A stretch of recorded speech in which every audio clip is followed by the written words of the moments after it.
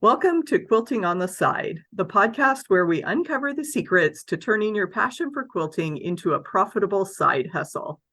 I'm Tori from the Quilt Patch by Tori. And I'm Andi from True Blue Quilts. And together we're your co-hosts on this exciting journey of creativity, entrepreneurship, and all things quilting. We're here to help you navigate the world of quilt pattern design, course creation, digital marketing, and running an online quilt business. We've been through the ups and downs ourselves, so we know what it takes to make money from your favorite hobby. Welcome our guest, Becca Fenstermaker from Sugar Sand Quilts. And we are so excited to have you with us, Becca. Why don't you tell us a little bit about how you got started quilting and what's going on in your business these days? Thank you. It's very good to talk to both of you. I got started quilting in 2011 officially. I had an unofficial start to my quilting career, which I didn't realize until a couple of years ago. When I thought back, and I remembered back when I first taught myself to sew was when I was pregnant with my oldest, and I needed maternity pants because I'm very tall, and it was hard to find maternity pants with a 36-inch inseam. So I taught myself to sew. I made a couple of pairs of pants that fortunately I didn't need to wear for more than a few months, and decided I wanted to make some things for my baby, of course, because that is what someone does. And I wanted to make a comforter. And I went and I got my McCall's pattern from the local store. And I took that tissue paper rectangle and pinned it to my fabric and cut out that rectangle with my scissors. I went back to the store and bought a walking foot and put that on there and used some monofilament and, the cheapest that I could find. So it's basically fishing line, and I stitched those layers together. And technically that was my first quilt, and it does still exist, and it's horrifying, but it's so darn cute. And I'm just really happy to know that I've been quilting for much longer than I thought, but really my skills have improved a great deal since I took that quilting class in 2011. Yeah, they definitely, we all have those stories of that first thing that we produced before we knew actually what was going on. It turned into a business. A couple of years, I really took to quilting very quickly, and I was cranking them out constantly. Quilts were piling up faster than I could give them away. So I started setting up tables at local craft fairs and things with quilts and a bunch of little sewn pouches and bags and the things that you do. And I did not really enjoy that very much. Not really my scene at all, but I learned a lot from watching other people and looking at how they operated their businesses, point of sale, how to talk to people. But I didn't see that as a long-term career for me. So when I heard about this conference called SoPro in 2016 that was going to take place in Chicago, and they offered different tracks. So you could go and you could take different seminars about how to be a fabric designer or how to be a pattern designer or writing books, and I forget what else. But I thought that sounded really interesting, and I decided to take the plunge and go, even though I didn't have any idea about any of those things, or how to go about it, or what I really would be interested in. So it took a lot for me to go. Like a lot of us, I'm rather introverted. And before I left, I joined there was a Facebook group for people who were going to go, and I followed as many people as I could were there and I looked at everything that they were doing. And I realized when I got there that all of that preparation gave me things to talk to people about. And the funny thing was, when I got there, I went to get on the shuttle from the airport to the hotel, and I go out to the curb and I look around, and there's one shuttle sitting there, and this little woman puts her head out the door and says, "Are you going to SoPro?" And so that was my introduction to Krista Watson, she just made me feel very comfortable right away. I didn't have to break the ice with anyone. But the cool thing was, when I got to the hotel where SoPro was being held, I looked around and I saw people carrying handmade bags that I recognized because I'd seen them on Instagram. I had followed them on Instagram. And I saw people wearing the shoes that they had said, this is what I'm going to be wearing to SoPro. And that gave me something to talk to them about right there in the lobby. So it was nice being able to walk up and introduce myself based on those little common threads that we had, even when there weren't, quilts around to talk about. I took a lot of notes and met a lot of people, a lot of wonderful people like Andi and like Krista. And there were, the keynote speakers were Pat Sloan and Tula Pink, if that gives you any feel for the caliber of this event. And Sarah Lawson, I think she was one of the organizers. Everyone was wonderful, so helpful. There were people from all over the industry there, everyone talking together, everyone working together, sharing information. And I keep my notes from that conference, and I refer back to them sometimes to this day. So after SoPro was over, someone in the group decided to have a blog hop. And one of the things that I decided to do for my step on the blog hop was I made a quilt that I was inspired by my time at SoPro, and I called it, it was named after a line from a poem, and it said, we are more alike, my friend, than we are unalike. Anyway, so I made this mini quilt, and people loved it, and they asked me if there was a pattern for it. And that was paper piece. I had done it for myself, and it was paper piece, and I had no idea how to write a pattern, let alone a paper piece pattern. So instead, I made another version of it, a simpler version and a larger version called Meteor Watch that was just pieced, just regular flying geese and strips. And I liked it a lot and released it in 2017. And that was my first pattern. It hung in a quilt show. It was juried into the Mancuso show in Oaks and won a first prize for use of negative space. Nice. Which was really exciting, except that the negative space was the responsibility of my friend Joe, this is it was the first time I sent a quilt out for long arming because I had visions of what it should look like, but I knew I couldn't execute it myself.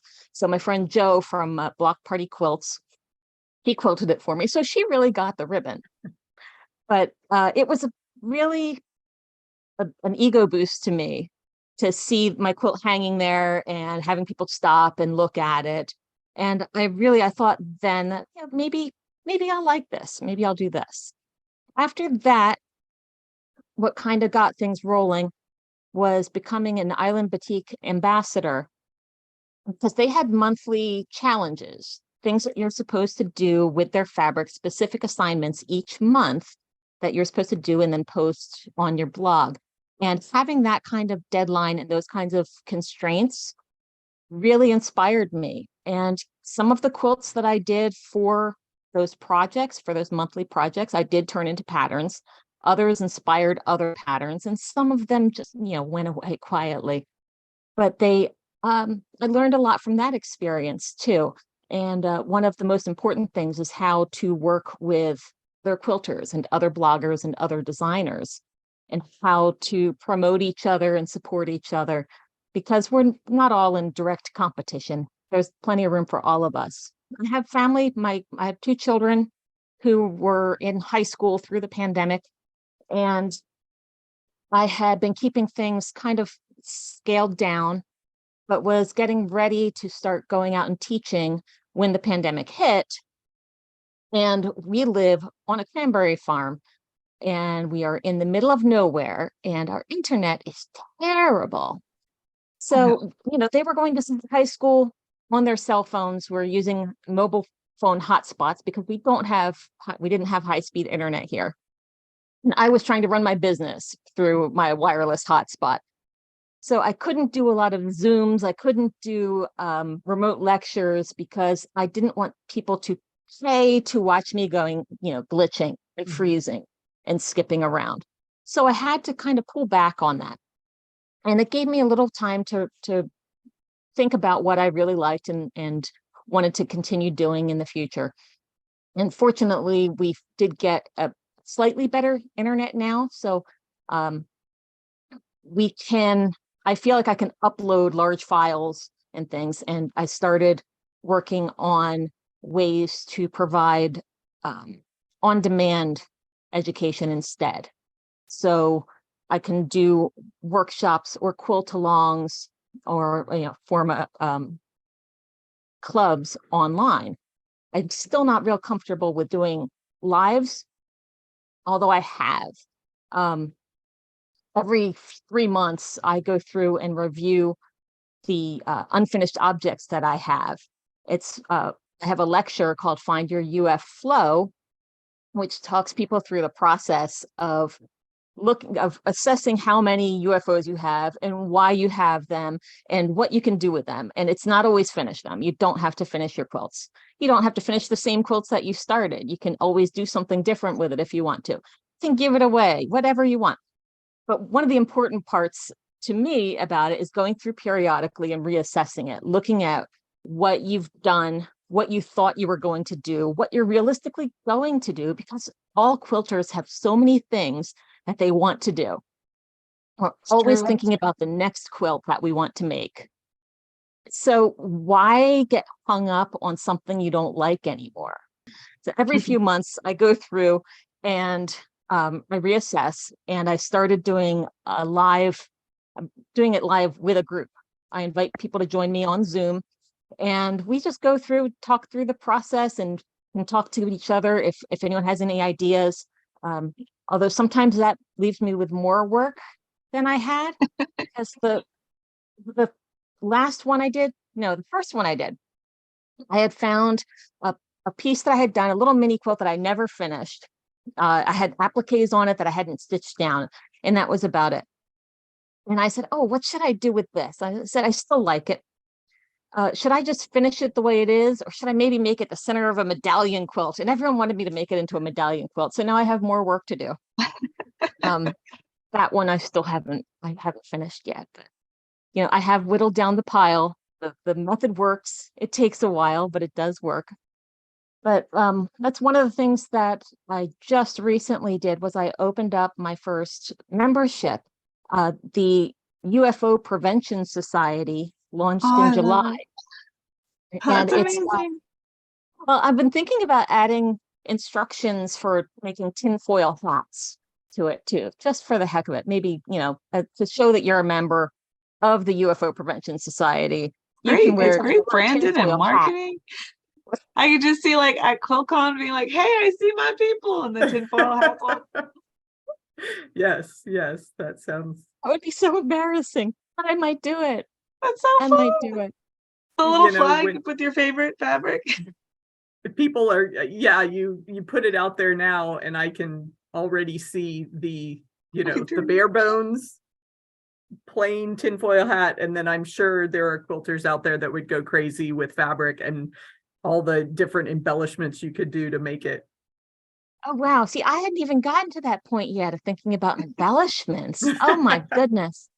Your story is amazing. And we do want to talk more about what you're doing currently and in the future. But I do want to take just a step back, because I know that a lot of our listeners will be inspired to go to shows just as you were.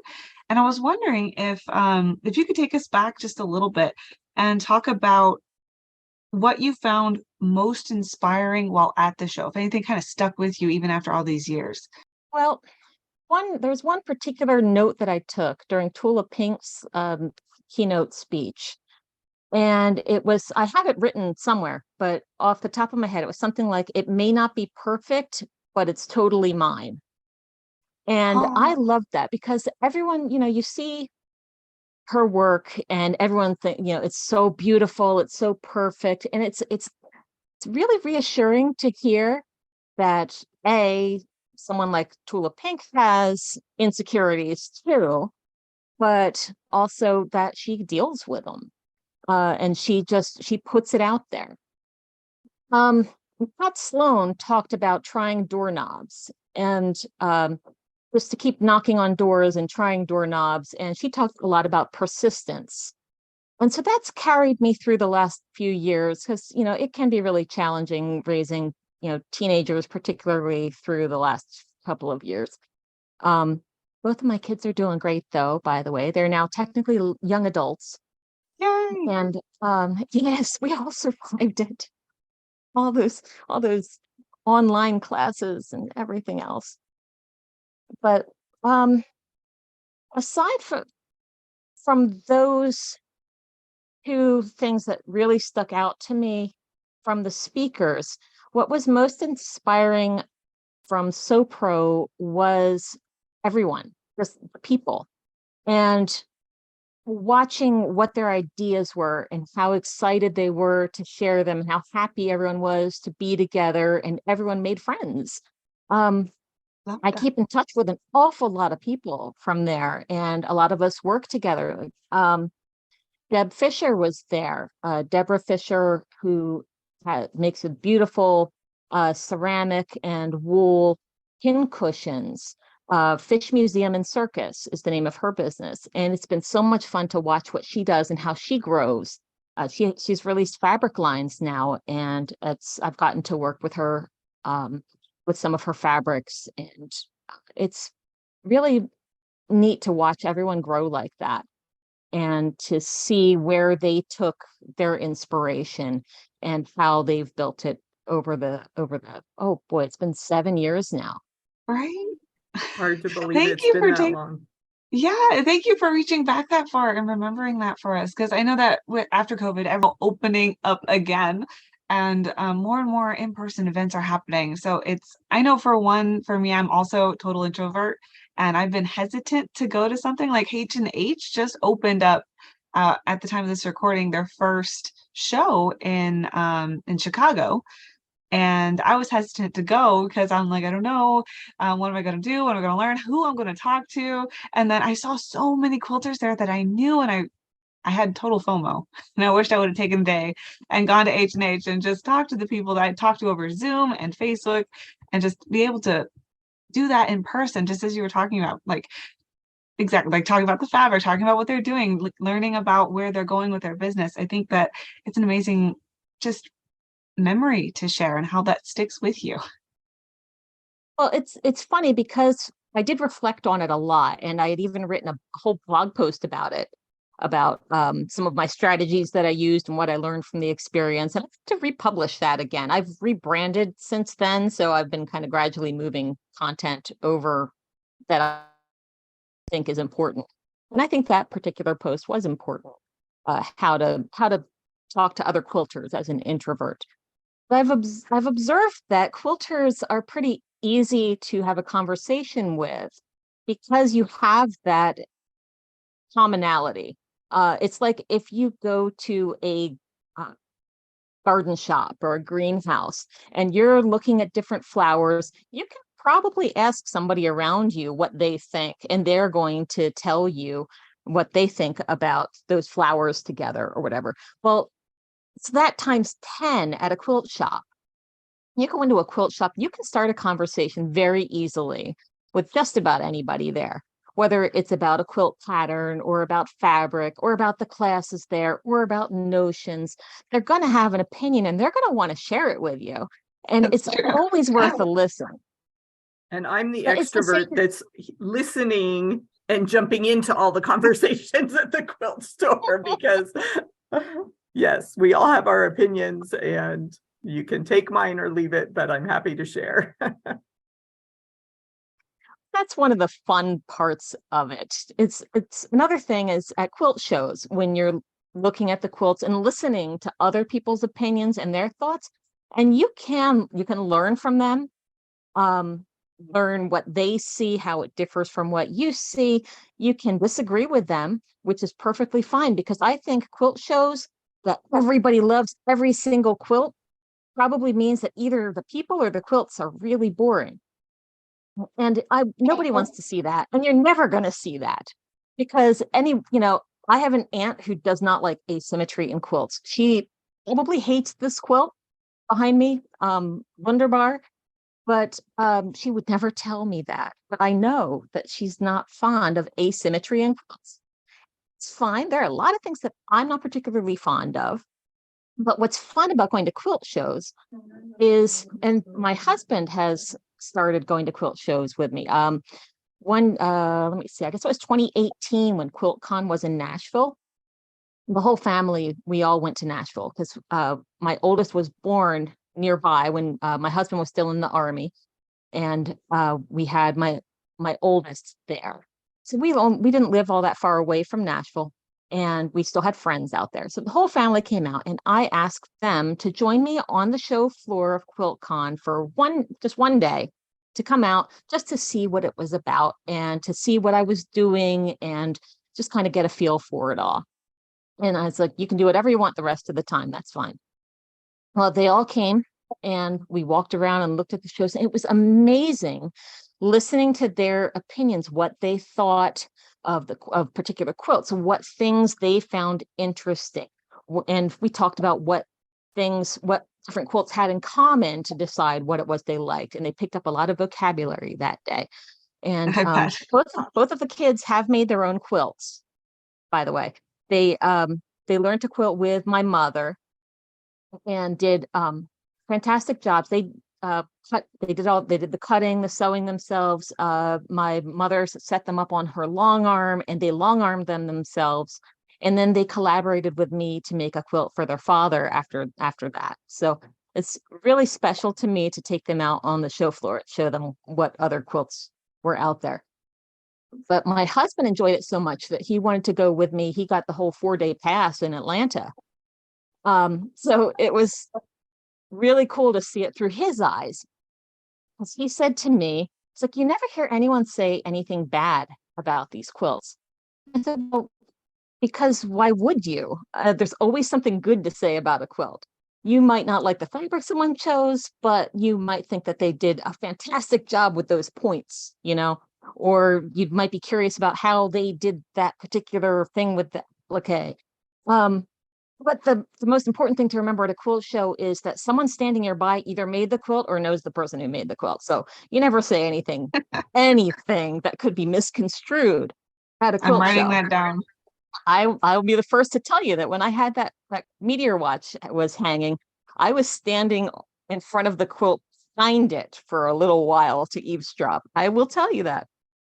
So people do it. I'm not the only one. I absolutely know 100% I'm not the only one who does that because I have seen other people doing it. I think that's a natural reaction. I've had quilts hanging in shows and not at nowhere near the winner's circle, but it is just that natural curiosity to want to stand to the quilt next to it and just kind of listen really close to see what people are saying. I sometimes wish that they would put a little drop box for comments and people could give you feedback on your quilts. That would be really interesting perspective. I know that a lot of shows will do the viewer's choice and things like that, but I just like to get those random comments from people that are like, oh, you did a horrible job picking fabric, or oh, I really like that technique that you tried. So that would be fun. When me and Andi booth at QuiltCon in 2022. I was pregnant then. I had no memory of details, but I did bring a particular quilt that I put up front for our drawing table. Like the people are walking past it, and I had a lot of comments on the fabric and the design, and it had no binding. But nobody noticed. It had no binding on it, but I needed a tablecloth, so we use that quilt. There you go. Yeah. And it's fun how they can people will have those comments and you're sitting there thinking, oh no, it's not that good. It doesn't even have binding on it. And I love the fact that you shared so much about there were so many different ones and people are sharing their opinions on what makes it good and what makes it not. And I hope that encourages anyone listening, if they're wondering if their style quilt could go in a quilt show, please put it in a quilt show. Like Becca was talking about, there are no boring quilt shows. However, there can be some that are repetitive. I know that some of the smaller ones, and I want to speak from experience that where I used to live, there was one particular quilt show I did attend was a little bit bland, because I think that with the area was so small that there wasn't a lot of quilters bringing their quilts in. And then the next year, there were so many more quilts and such a great variety. And it was a much better show, much better show. So I just wanted to throw that out there to please put your quilts in. We want to see them. Yeah, absolutely. I love seeing different quilts. There are so many talented quilters out there, but I don't need to see all of the ones from one person unless they're the featured quilter of the show or something. But I love to see quilts from a lot of people. I love to read the notes next to them. I have I have like a technique of photographing at quilt shows so that I can keep track of the stories from the quilts. But I go up first, I do a picture of the whole quilt. Then I do a close up of the label so I know who made it and any information about it. And then I do detail shots. And so then I know that that label goes with the whole quilt on the one side of it and the detail shots on the other. And I don't get like the quilts confused when I'm looking through them later if I want to reach out to someone about it or look for a pattern myself. So I have this little technique, but I love the stories on the quilts. And it makes me so happy when someone takes the extra time to write something personal about their quilt on their labels at the show, not necessarily on the quilt, but the what do they call them? The signs. I have a little Artist info card statement. or something. Yeah. Yeah, we'll call it an artist statement. But I like it when there's something on there that tells a little story about the quilt. And it's not just, okay, this quilt is Wunderbar and it was designed by Becca Fenstermaker and it was quilted by so-and-so. And, it measures this size. And that's great information to have. But, you tell me something about it. Tell me about how you felt when you made it. Tell me who you made it for, why you picked this pattern, whether you had a really hard time with it. I had a Bargello quilt that I had made in a workshop that a friend ran. And the only reason why I made that quilt was because she had done a Bargello workshop for placemats. And I sat there the whole time saying, this is a lot of work to make placemats. I don't, you should do a whole class on a whole quilt to make it worthwhile to do all this work rather than just placemats. And I complained. She's a friend that I can complain to. We're those kinds of friends. And so you know what that rotten woman did? She put on a workshop for a whole Bargello quilt, which meant that I had to take it. So be careful what you wish for.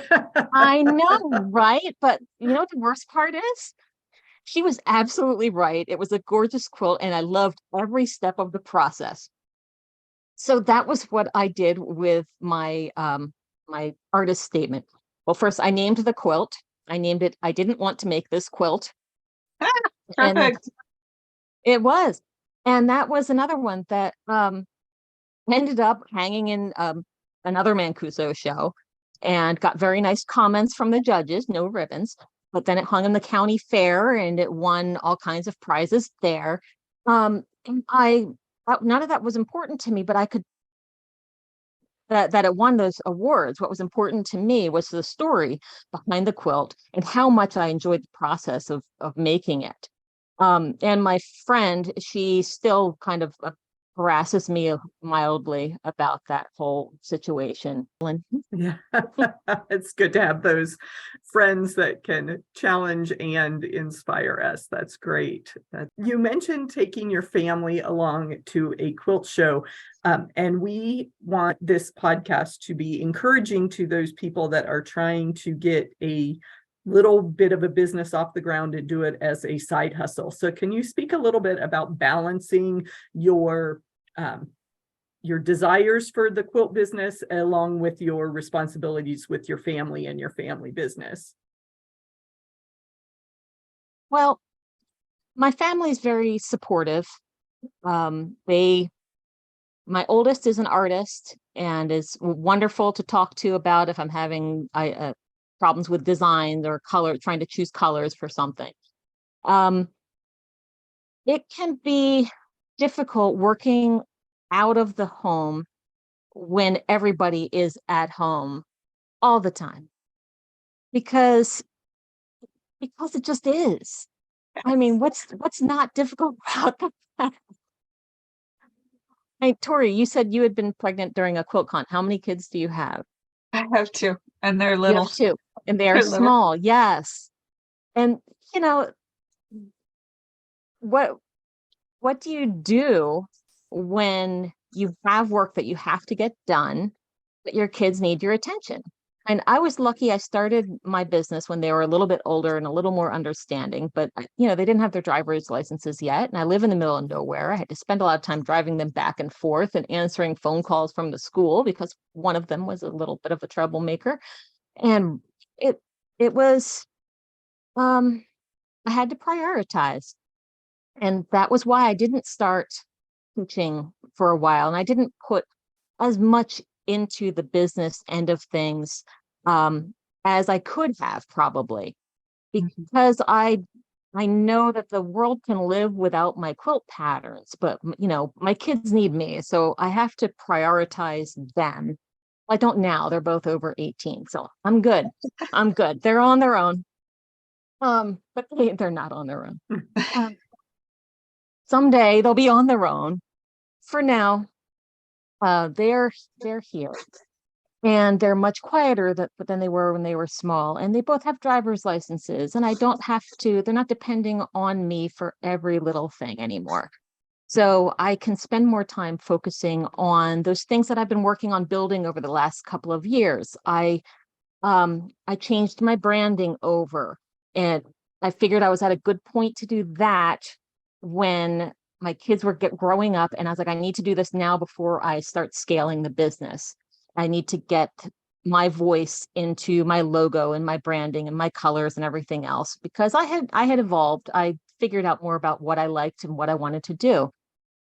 So I took that time when my kids were here, and I focused more on kind of developing my brand and my voice and my mailing list.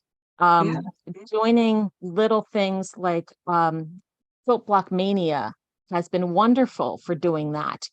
That is a group that started in 2020, where quilters would get together each month, would design a quilt block and then have it available for free for a certain amount of time. Everyone designed on the same theme, and at first everyone was limited to a certain color palette, but they don't do that anymore. And over time, I worked out that best way for me to handle that, to take advantage of the traffic that I was getting from all of the other quilters involved, linking to each other and sharing on social media. The best way for me to take advantage of that as a business was to tie the free quilt block to signing up for my emails. So what I started doing, instead of just saying, click here to download, was here, sign up here, you'll get it in your email. And then from now on, I'll just email it to you automatically as long as you're on my list. So It's every an month that I benefit. yeah, Sorry. it You're works excited. great. That's an added benefit. I like it how you work that in there. And I put it on in the shop for a small amount at the same time. So if anyone doesn't want to be on another email list, which I get, can just pay for the pattern straight up front. And usually a little bit before the next pattern is released, I will put off the freebie, and then it will only be available paid. And then the next free one will come out, and it'll be emailed automatically to anyone who signed up for the Quilt Block Manias on my newsletter list, which that counts for about 40% of my entire list is Quilt Block Mania signups. So that was I think possibly the best return that I could have gotten from participating in that particular program. Like when I was working as an Island Boutique ambassador, and I would have a deadline every month, and I would have constraints. So it's similar to that with Quilt Block Mania, because I have something that I can post each month if I choose to. I don't have to participate if I don't want to. but it gives me some content to build on. Even if I don't have the bandwidth to do anything else, I can usually, put together a block, and it keeps a little bit of momentum going even when I have other things happening. And in fact, I just had a pattern come out that was inspired by one of my Quilt Block Mania blocks. Somebody posted a comment somewhere about the block saying this would be great as a baby quilt. And I was like, it'd be great as a baby quilt. So I made it a baby quilt. Easy Perfect. peasy. That sounds like collaborations have been the core of your list building, which is amazing. We're always very excited about list building. One thing I hear that you keep sharing is having these long-term projects, but having and you mentioned it before, a deadline.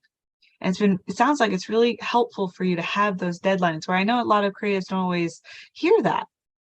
So that actually brings some comfort to me, because I'm like, I like deadlines too, but I hear a lot of creatives talk about how they can't handle deadlines. So I love hearing that. No, I do. I like not just deadlines, but I like a couple of constraints.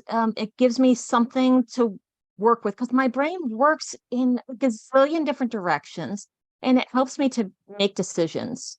I can whittle them down. I'm a big fan of flow charts, which is how I started that whole finding your UF flow thing, was because I had come up with my own flow chart to decide how to go through all of these UFOs I'd accumulated. And by UFO, I mean unfinished object, if anyone doesn't know.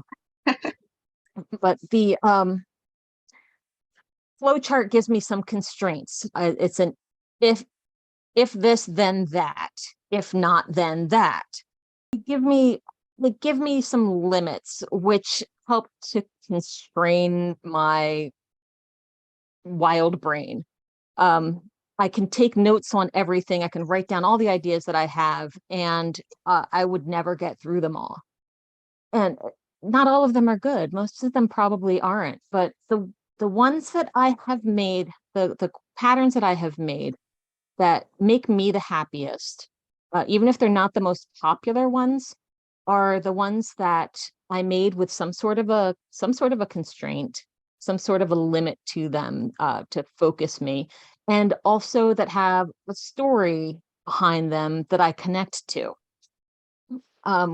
One of my favorites that I've made is called Saltwater Taffy, and I made it based on a quilt that was in a book from one of the historical quilt books that was made about the state of New Jersey. It showed photos of quilts that had been brought in during an event in, I don't know, the late 80s, I think. And this one quilt had been made by a young boy in the late 1800s in the area where my family had, one side of my family had lived, and was not far from where I went to high school and where I grew up. And I found all of these connections. I found where he was buried. I learned more about his story, and went all around the area, learning more about this guy, and learning more about, I didn't know there were textile mills in the town down there. He ended up, when he grew up, he worked at these textile mills and continued to quilt as an adult, bringing home, I imagine, scraps from work. And I saw somewhere that he made the quilt tops, but a group of women from church quilted them for him. He didn't do the quilting himself. And I found that kind of inspiring, because, man, quilting is hard. So it's nice to know that people are outsourcing them even in the 1800s. That is such a cool story. We could certainly talk for many, many more hours about all the different places we find inspiration, the quilt designs, That'd there's make a good episode. so many tangents, rabbit holes that you can go down. Ask you a little bit about working collaboratively. It sounds like you do, and I saw that you do some like sew-alongs, and then you got your UFO Society, which great name. And I'm wondering, is that a collaboration, or are you open, and like, what are the struggles with having and being a part of a collaboration? I guess those are two separate questions. But I'm wondering what it's like to work in a collaboration because I don't have a lot of opportunity to do that, especially with other quilters. So I'm just really curious. How did you like being in a collaboration, and what were some of the struggles? Let's narrow it down there. What were some of the struggles? That is a really interesting question. Um, I think the ones that I am, I think the most successful collaborations have somebody who is in charge of organizing them. I don't mean they're necessarily, in charge of the whole thing, but there's one person who keeps the ball rolling and who makes some of the decisions that the whole group doesn't necessarily have to talk about. The Some others that were successful in different ways didn't have clear leader. I don't want to say leader, but there wasn't really somebody who was really trying to lead the charge and keep everyone on track and keep everyone focused. All of the collaborations have worked well for me because there is, going back to the whole time constraints and things like that, there are limits to what you can do, and you do everything you can to be interesting within those limits. And so working on those smaller scale projects like blocks for quilt-alongs and quilt block mania lets me play. I like art quilting on the side, completely out of my business. That is just something that's just for me. I'll post pictures sometimes, but that's about it. And I get to play in a smaller format. And I get to do that some with these blocks. I get to try different techniques that I wouldn't necessarily want to invest the time in trying a whole quilt about, because then I just end up with more UFOs. So it's a nice way to audition techniques. And so I really enjoy trying new things and learning how to write patterns for those different techniques on a small scale. That's not a lot of pressure for it to be either perfect or just, it's not too much. It doesn't take too much of my time for something it turns out I'm not all that interested in doing. Yeah, you only have to worry about a small part, and you'll have help with the rest of it with a collaboration. I like that. Okay. All right. So we do have a few more focused questions. A little bit about your business in particular. What is your favorite marketing strategy? My favorite marketing strategy is apparently not to really have one. All right. So I'm working on it.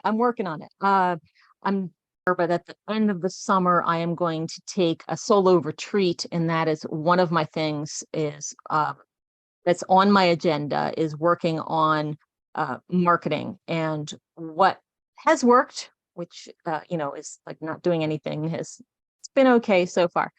Word of mouth has been good.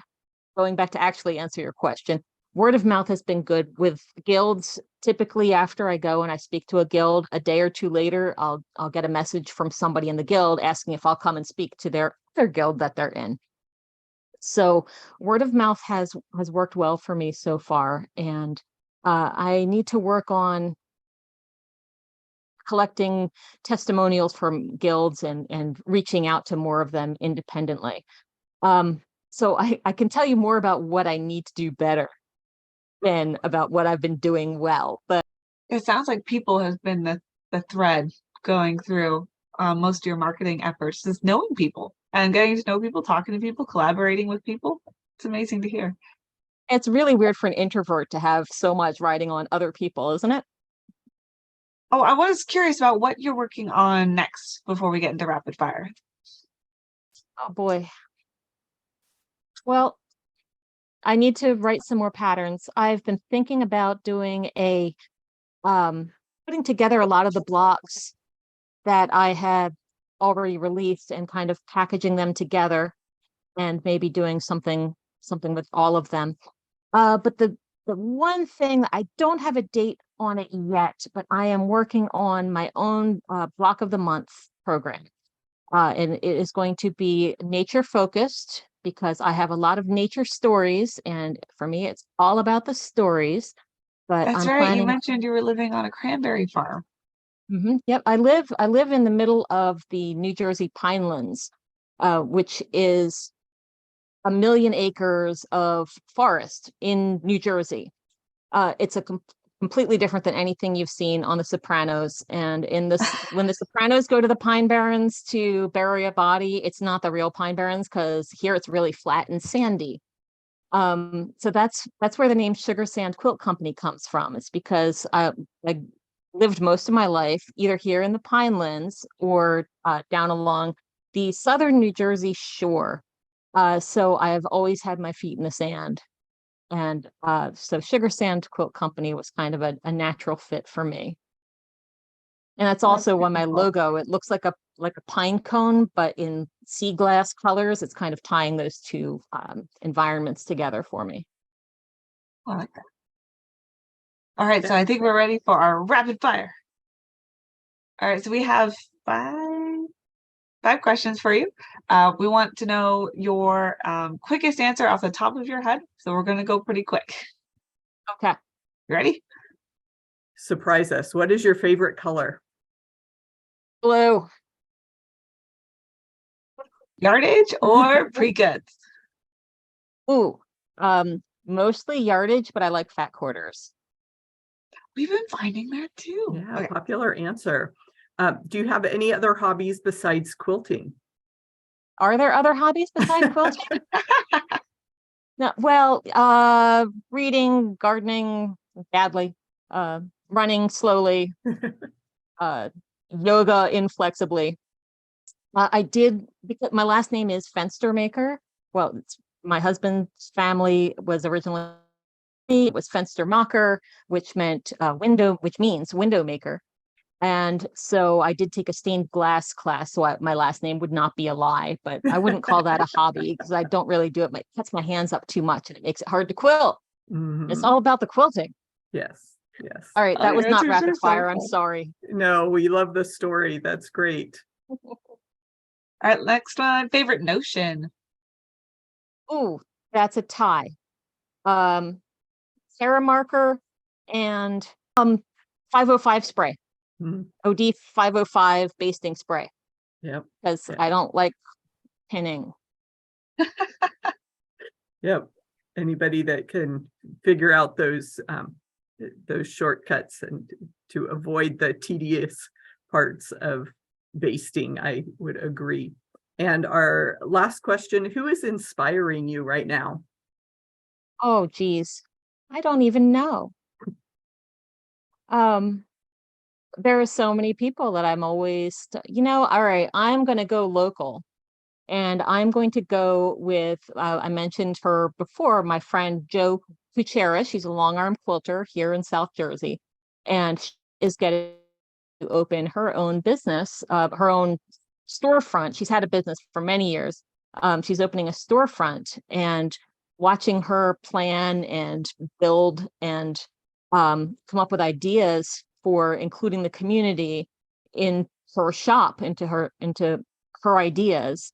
It's really fun for me to see her do that, and it inspires me to want to do more with the community and frankly with her. Actually, she's really cool. That's great. That's great. That was beautiful. Thank you, Becca. Where can our viewers best find you and learn more about you? My website is sugarsandquilts.com. I'm on Facebook. It's at Sugar Sand Quilts. YouTube, you can look me up there. Instagram, it's a little different. I'm at Sugar Sand Quilter because I just felt like that was more personal. And I know they're all supposed to be the same, but I like Sugar Sand Quilter better. So, but the best place to find me, and you can find links to all those other things, is at my website, which is sugarsandquilts.com. That's awesome. Thanks so much, Becca, for spending time with us this evening. And we can't wait to see what's coming next from Sugar Sand Quilts. Well, thank you guys. This has been a lot of fun. So, Tori, thinking about our discussion with Becca, what was your biggest takeaway from that discussion? So I loved hearing about how she went to one event 7 years ago, and her connections that she made there, she's still using today. I thought that was fascinating. And it really encourages me as an introvert, like we talked about, to go to more in-person events and talk to more quilters so that I can, network and make those connections and genuine friendships that we can learn from each other and help support each other and do more collaborations. That's probably my biggest takeaway. What was yours? I was really inspired, and I think it's an important concept when she talked about having that one quilting friend that challenged her and that she could work on projects with, and just bouncing ideas off of. Just having someone that's not your family, that's close and that's going to generally be supportive, hopefully, but someone that understands the business and yet can give you that tough love sometimes, and also those great sparks of inspiration. Yeah, someone who can encourage you to make that Bargello quilt, whatever your version of the Bargello was. Right. Not placemats. Not placemats. And then go to a full quilt. Woohoo! It was so fun to talk to Becca of Sugar Sand Quilts. I loved hearing her story about what she's been doing in her business since I first met her at SoPro so many years ago. And if you enjoyed this episode of Quilting on the Side, please leave us a review on iTunes, Spotify, or wherever you listen to podcasts.